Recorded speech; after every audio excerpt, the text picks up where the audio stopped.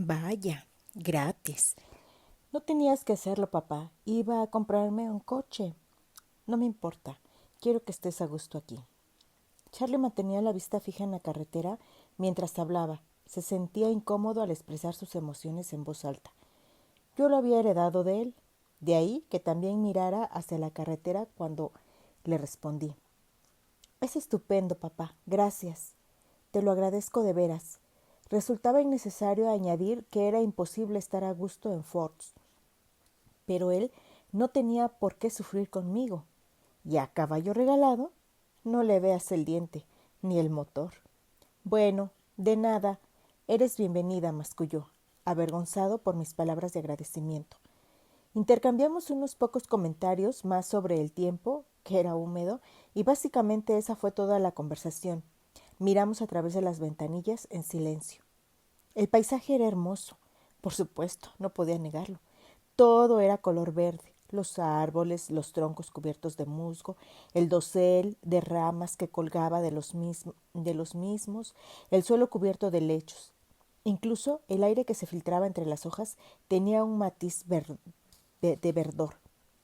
Era demasiado verde, un planeta alienígena. Finalmente llegamos al hogar de Charlie.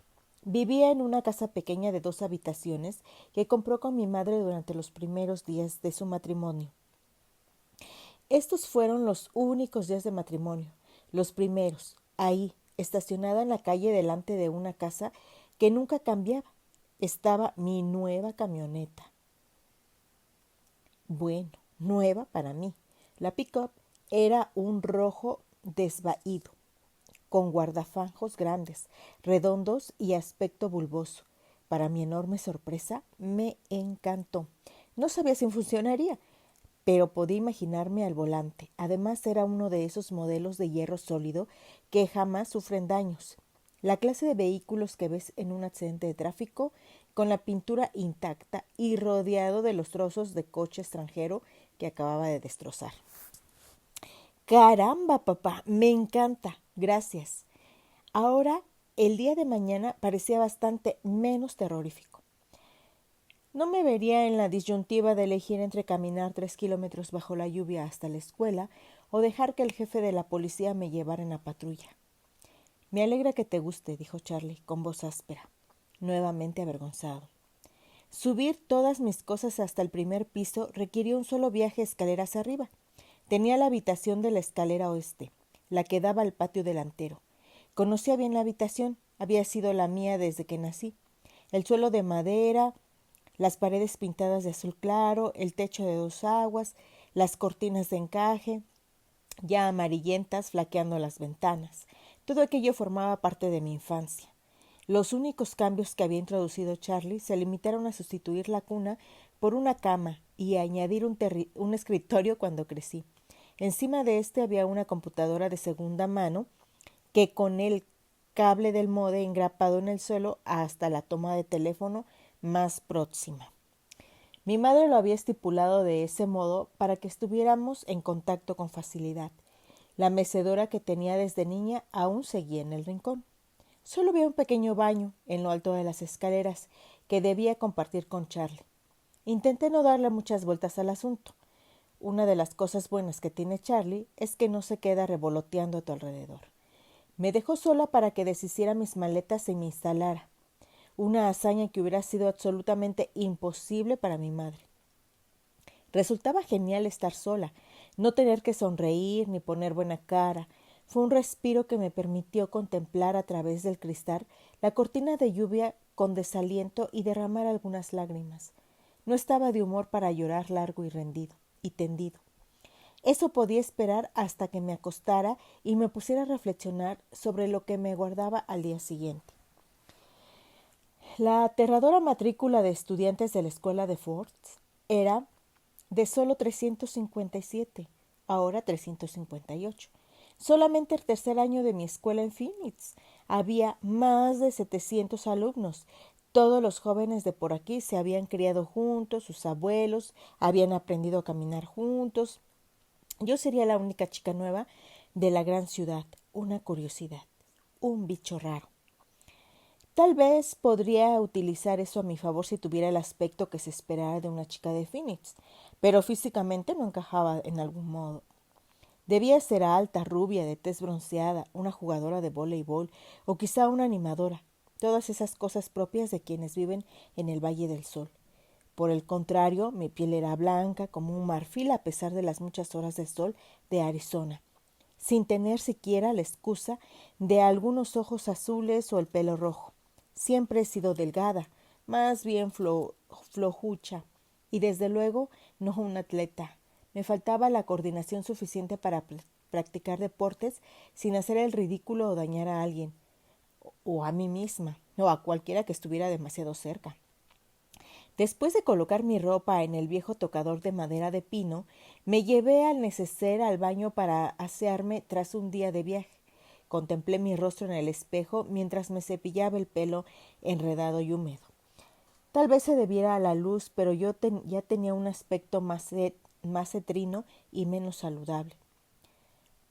Que tenga una piel bonita, pero muy clara, casi translúcida, por lo que su apariencia depende del color del lugar, y en Fords no había color alguno.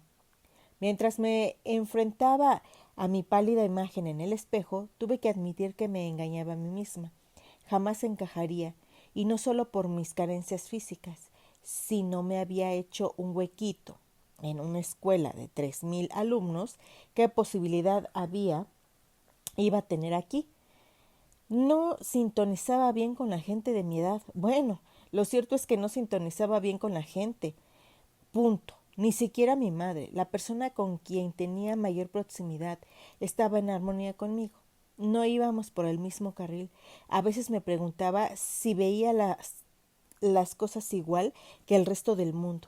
Tal vez la cabeza no me funcionaba como es debido, pero la causa no importaba, solo el efecto, y mañana no sería más que el comienzo. Aquella noche no dormí bien, ni siquiera cuando dejé de llorar. El siseo constante de la lluvia y el viento sobre el techo no aminoraba, jamás, hasta convertirse en un ruido de fondo. Me tapé la cabeza con la vieja y descolorida colcha, y luego añadí la almohada, pero no conseguí conciliar el sueño antes de medianoche, cuando al fin la lluvia se convirtió en un fino chipichipi. A la mañana siguiente lo único que veía a través de la ventana era una densa niebla y sentí que la claustrofobia se apoderaba de mí. Aquí nunca se podía ver el cielo, parecía una jaula. El desayuno con Charlie se desarrolló en silencio. Me deseó suerte en la escuela y le di las gracias, aun sabiendo que sus esperanzas eran vanas. La buena suerte solía esquivarme. Charlie se marchó primero directo a la comisaría, que era su esposa y su familia. Examiné la cocina después de que se fue, todavía sentada en una de las 3 sillas, ninguna de ellas a juego, junto a la vieja mesa cuadrada de roble. La cocina era pequeña, con paneles oscuros en las paredes, gabinetes amarillo chillón y un sueño de linóleo blanco. Nada había cambiado. Hacía 18 años mi madre había pintado los armarios con la esperanza de introducir un poco de luz solar a la casa. Había una hilera de fotos encima de la pequeña chimenea de la sala, que colindaba con la cocina, y era del tamaño de una caja de zapatos. La primera foto era de la boda de Charlie con mi madre en Las Vegas, y luego la que nos tomó a los 3 una amable enfermera del hospital donde nací, seguida por una sucesión de fotografías escolares hasta el año pasado. Verlas me resultaba muy embarazoso. Tenía que convencer a Charlie de que pusiera en otro sitio, al menos mientras yo viviera aquí. Era imposible permanecer en aquella casa y no darse cuenta de que Charlie no se había repuesto de la partida de mi madre. Eso me hizo sentir incómoda. No quería llegar demasiado temprano a la escuela, pero no podía permanecer en la casa más tiempo, por lo que me puse el impermeable tan grueso que me recordaba uno de esos trajes que se emplean en caso de peligro biológico, y me encaminé hacia la llovizna. Aún chispeaba, pero no lo bastante para que me calara mientras buscaba la llave de la casa, que siempre estaba escondida debajo del alero que había junto a la puerta, y cerrara. El ruido de mis botas de agua nuevas resultaba desquiciante. Añoraba el crujido habitual de la grava al caminar.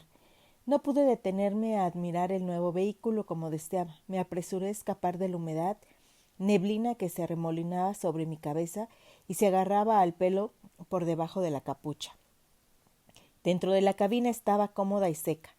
Era obvio que Charlie o Bill debían haberla limpiado, pero la tapicería café de los asientos aún olía tenuemente a tabaco, gasolina y menta.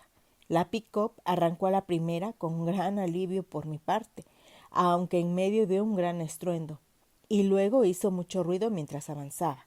Bueno, una pick-up tan antigua debía tener algún defecto. La anticuada radio funcionaba, un añadido que no me esperaba.